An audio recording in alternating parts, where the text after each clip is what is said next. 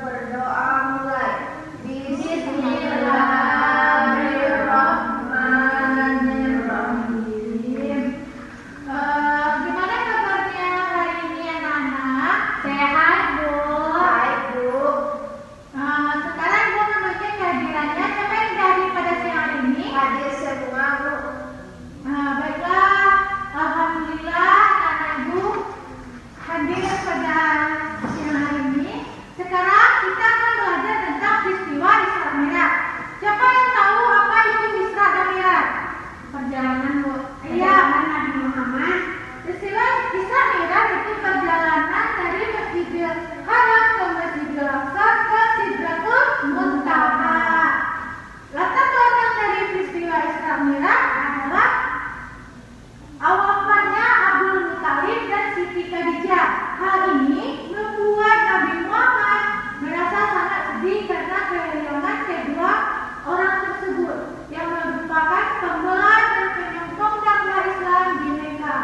Wafatnya Abdul Muthalib dan Siti Khadijah dinamakan Amul Huza, yaitu tahun kesedihan. Apa Huzan? Tahun kesedihan. Ya, wafatnya Abu Thalib dan Siti Khadijah membuat orang Quraisy semakin gencar mengancam dan menindas Nabi Muhammad.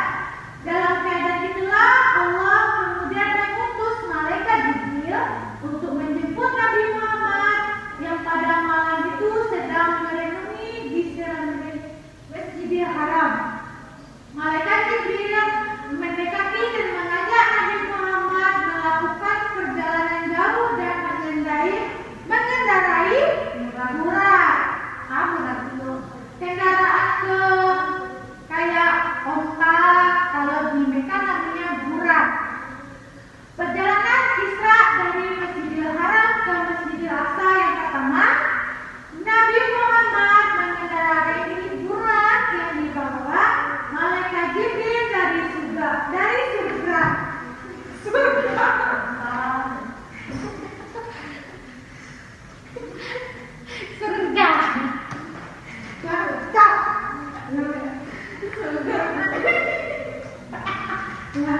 Perjalanan Isra dari Masjidil Haram ke Masjidil Aqsa yang pertama, Nabi Muhammad mengendarai burak yang dibawa malaikat Jibril dari surga. Burak adalah sosok makhluk yang tunggangan yang membawa Nabi Muhammad ketika peristiwa Isra Mi'raj ke Muntaha. Setelah melalui perjalanan dari langit pertama hingga langit ketujuh, Nabi Muhammad melanjutkan perjalanan ditemani oleh malaikat Jibril. Pada saat itulah Nabi Muhammad menerima perintah sholat dari Allah Subhanahu wa Ta'ala berupa sholat fardu 5 waktu sehari semalam. Peristiwa penting ketika Isra Mi'raj yang pertama, Nabi diperlihatkan orang yang memotong lidahnya sendiri, kemudian tersambung kembali, dipotong lagi, tersambung lagi, dan begitulah seterusnya. Inilah gambaran dosa dalam hukuman bagi orang yang suka berdusta dan menggunjing. Ya anak-anak? Iya, Bu. Kalau kita menggunjing, inilah dosa yang kita dapatkan. Yang kedua itu Nabi Muhammad melihat orang yang tak henti-hentinya menuai hasil tanamannya sebagai gambaran bagi orang yang berjuang dan membela agama Allah. Amal mereka dilipat gandakan sampai 700 kali lipat. Ketiga itu Nabi Muhammad melihatkan orang yang perutnya sangat besar sehingga suka berjalan, duduk, berdiri dan sebagai gambaran dosa hukuman bagi orang yang memakan riba. Itulah dosa yang kita melihatkan kuburan yang baunya harum. Malaikat Jibril menjelaskan kepada Siti Khadijah dan keluarganya dengan siksa yang dimaksudkan dalam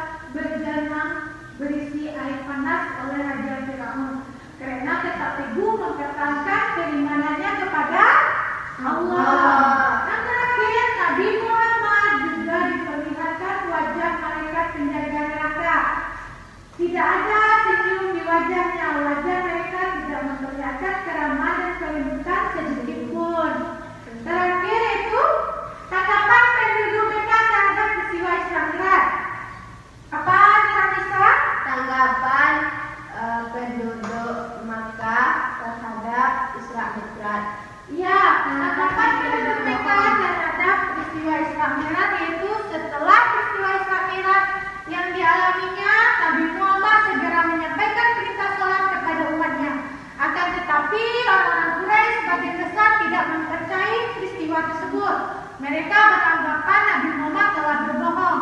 Akan tetapi Abu Bakar As-Siddiq membenarkan dan mempercayai peristiwa Isra Mi'raj yang dialami Nabi Muhammad. Dan itulah kenapa Abu Bakar digelar sebagai julukan As-Siddiq, karena dia selalu jujur dan berkata yang benar. Terakhir, hikmah peristiwa dari Isra dan Mi'raj.